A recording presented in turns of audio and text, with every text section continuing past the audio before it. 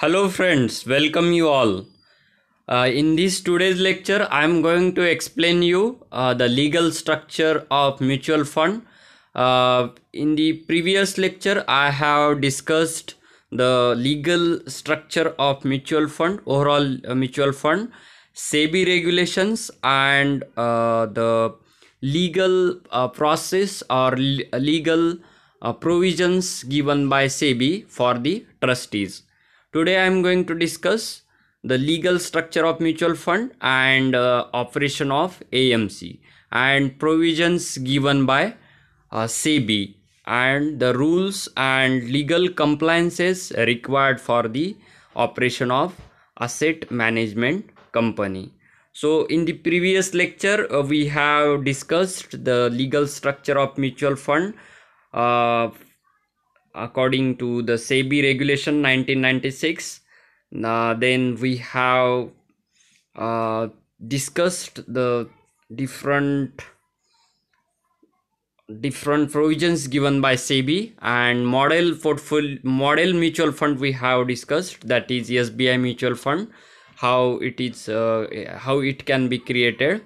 Then key constituents of mutual fund we have discussed, that is sponsor, the requirement and eligibility criteria for sponsors. Then we have discussed the trustee, what are the role of trustees and its eligibility for the mutual fund and its role of operation day to day mutual fund. So the in a nutshell we have discussed the role of trustees, its rights and responsibilities of trustees. Again we have discussed rights and responsibilities of trustees. Then asset management company. So today's lecture is very much concerned about the asset management companies and the day-to-day operation of asset management company and its rules and regulations given for the asset management company by the SEBI, Securities and Exchange Board of India. So the asset management company. So what is the definition of asset management company? The company which handles day-to-day operation of mutual fund is called asset management company. So the sponsor or the trustee, uh, if so authorized by the trust deed, shall appoint the asset management company with the approval of the SEBI. So asset management company handles day-to-day operation of mutual fund and it is authorized by trustees and sponsors with the particular document that is called trust deed. So sponsor and trustees appoint asset management company to handle day-to-day operations of the mutual fund. So what are the SEBI's regulations or rules for asset management company?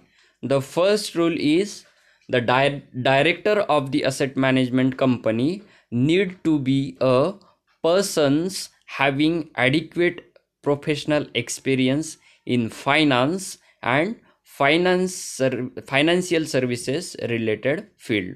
So directors of the asset management company require a person having professional experience in finance and financial services. Next rule is the directors as well as key personnel of the AMC should not have been found guilty of moral turpitude or convicted of any economic offense or violation of any securities law. So the character of asset management companies personnel, key personnels or important staffs should have clear. So it should not have been found guilty or moral turpitude in any economic offenses. So they should not have convicted for any economic offense or violation of any securities law in financial sector. Third rule is key personnel of the AMC should not have worked for any asset management company or mutual fund or any intermediary during the period when its registration was suspended or cancelled at any time by SEBI.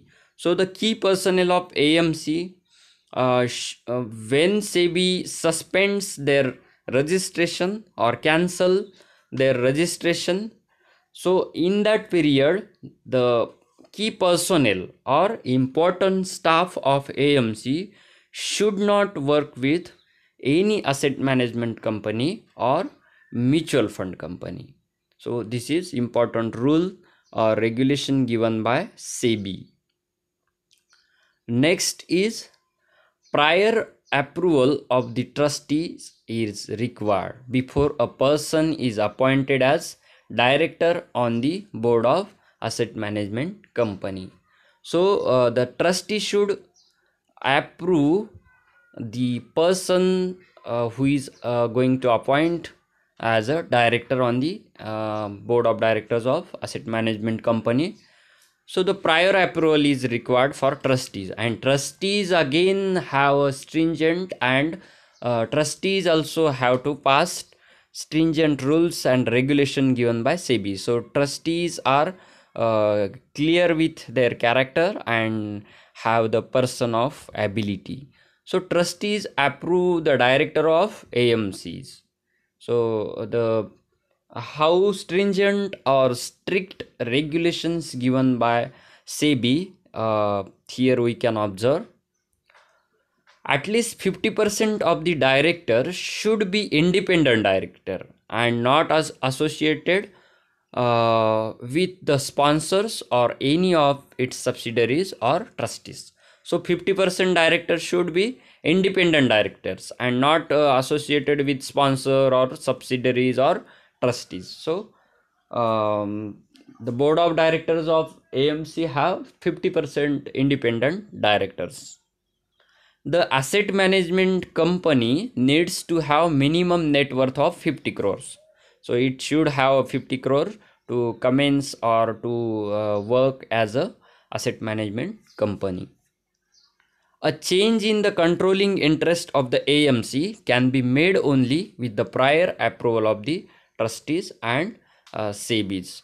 So the change in the controlling interest of the AMC or change in the asset management company can be made only with the prior approval of the trustees and SEBI. So finally the control over AMC is control over asset management company SEBI have and trustees also have. Next is a written communication about the change in the controlling interest of the asset management company is sent to each unit holder. So unit holder also involved in the controlling asset management company. So each unit holder gets the written communication about the change in the interest of the controlling interest of the AMC. So any change in the AMC known for the unit holder, each unit holder. So each unit holder gets the all information related to asset management company. An advertisement is given in one English daily newspaper having nationwide circulation, not a local newspaper, and in a newspaper published in the language of region where the head office of the mutual fund is situated. So advertisement in newspaper should be given to change in the controlling interest of the asset management company, and the newspaper should have nationwide circulation, not a local newspaper, and newspaper published should have in the language of the region where the head office of the mutual fund is situated. So local language also used here to understand what is going on in that particular AMC, to the each and every unit holders. So finally, unit holder are investing in that particular mutual fund, and mutual fund is the trust, and trust means each and every member have the interest, and they have the role in the trust. The unit holder are given the option to exit at net asset value without paying an exit load. So if there are some changes made in the AMC which are not favorable to unit holder, or unit holder feels that the changes made in the AMC are not according to my interest, then unit holder can sell their units and exit that particular mutual fund scheme at the net asset value, and they don't have to pay commission, or it is called exit load. So SEBI finally keeping in mind the interest of unit holder, not the interest of mutual fund or asset management company. So there is an option to exit at a net asset value without paying exit load. So there is the option given to the each unit holder, so that the interest of unit holder can be maintained. Next is, the asset management company is responsible for conducting the activities of the mutual fund. So day-to-day operation handled by asset management company, and asset management company is responsible for conducting the activities of mutual fund.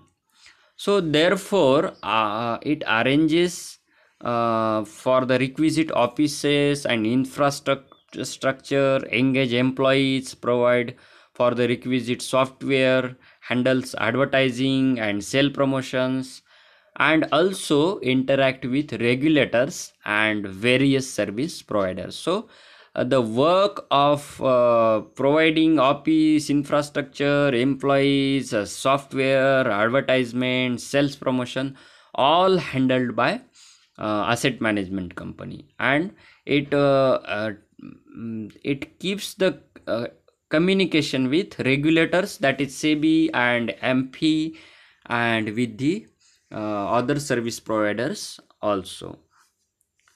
Asset management company has to take all reasonable steps and exercise due diligence to ensure that the improvement of funds pertaining to any scheme is not contrary to the provision of the SEBI and a regulation, SEBI regulation, and the trust deed. So asset management company takes the all steps which are required to exercise due diligence to ensure that investment of the fund pertaining to any scheme is not contrary, or is not the against the provision given by the SEBI, and against the SEBI regulation and the trust deed made by the trustees. It has to exercise due diligence and care in all its investment decisions. So it takes the steps and is responsible to care in all its investment decisions. Next is, the appointment of an asset management company can be terminated by a majority of trustees or by 75% of the unit holder. So students keep in mind that here unit holder have the right to terminate asset management company itself when the 75% of unit holders come together. So finally, like shareholders, here unit holder have got the right to terminate asset management company. The unit holder will terminate asset management company when asset management company acting against their interest or against their the benefits. So here important provision made by SEBI, or SEBI have given the powers to the unit holders to terminate or end the contract with asset management company. So the trustees also have here the important powers.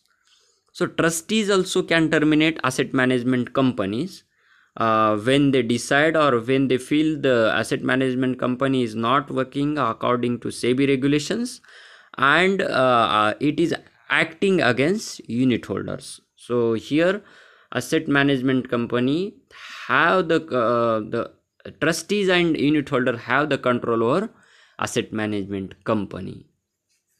Next is, any change in the AMC is the subject to prior approval of SEBI and the unit holders.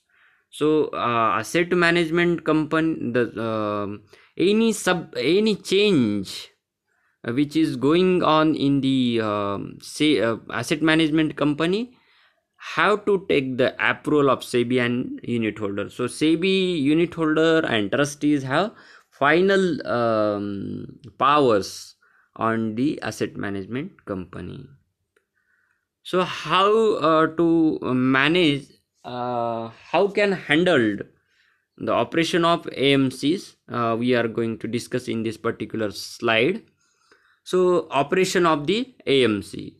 So operation of AMC are headed by a managing director, executive director or chief executive officer, and some of the other officers in asset management companies. I am going to discuss here.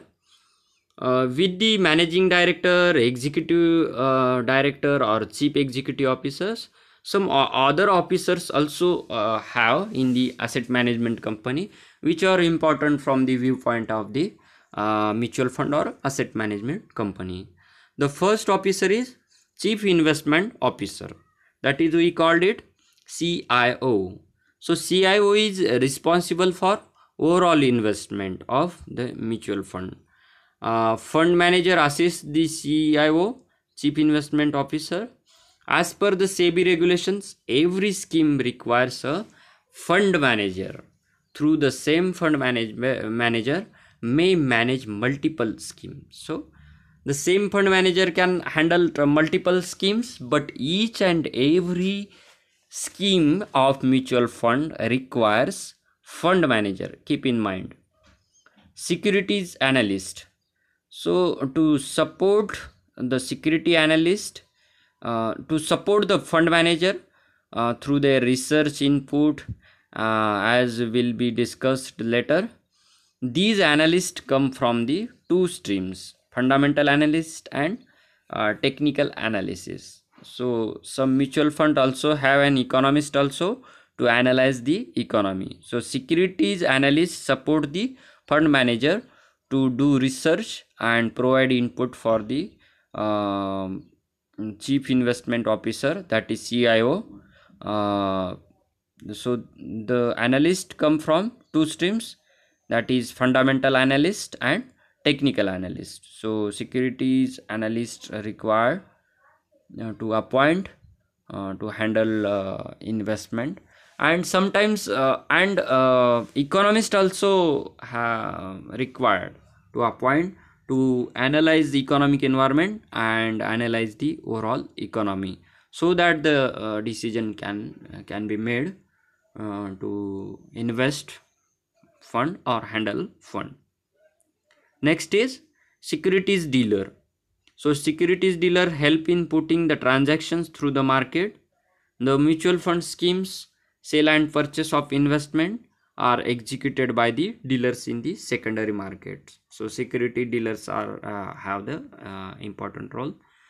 Next is chief marketing officer, that is we called it CMO, is responsible for mobilizing money under the various schemes. Direct sale team, who generally focus on large investment. Channel managers, who manage the distributors, and advertising and sale promotions. So the sale promotion team support the chief marketing officer. So chief marketing officer have the important role. Then Chief Operation Officer, we call it COO. It's have the responsibility with day-to-day administration and operation of the asset management company.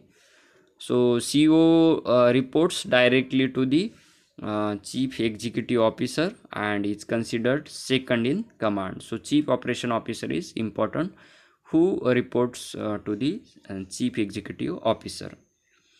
Then again, compliance officer is there. So compliance officer take the responsibility to ensure all the legal compliances. So all legal matter handled by compliance officers. In the offer documents of new issue, the compliance officer sign a due diligence certificate to the effect that all regulations have been complied with, and that all the intermediaries mentioned in the offer document have the requisite statutory registration and approvals. So at the offer document, at the initial stage, at the first step of investment, the compliance officer have to sign all the document, and it gives the promise that all intermediaries mentioned in the offer document have the statutory or legal registration or approvals. So in order to ensure independence, the compliance officer reports directly to the head of the asset management company. So these compliance officer directly report to the head of the asset management company, because these are the important and these are the legal requirements. He works closely with the trustees on various compliances and regulatory issues, because he is the expert in the legal matters. Asset management companies are required to invest seed capital of 1% of the amount raised, subject to the maximum of rupees 50 lakh, in all the growth option of the mutual fund schemes, excluding close-ended schemes, through the lifetime of the scheme. So asset management company requires to invest seed capital, that is 1% of amount raised from the investors or unit holders, or maximum 50 lakhs the asset management company have to invest. So friends, that much in this today's lecture. In the next lecture we are going to discuss the other things, like other service providers to the mutual funds. In this lecture, or in this the questions related to this lecture, you can write to me. I will try to answer it, and if you have any type of problem, then let me know. Mention your attendance in the comment box, and subscribe the channel so that you will get the updated videos on various topics. Thank you. See you in the next lecture.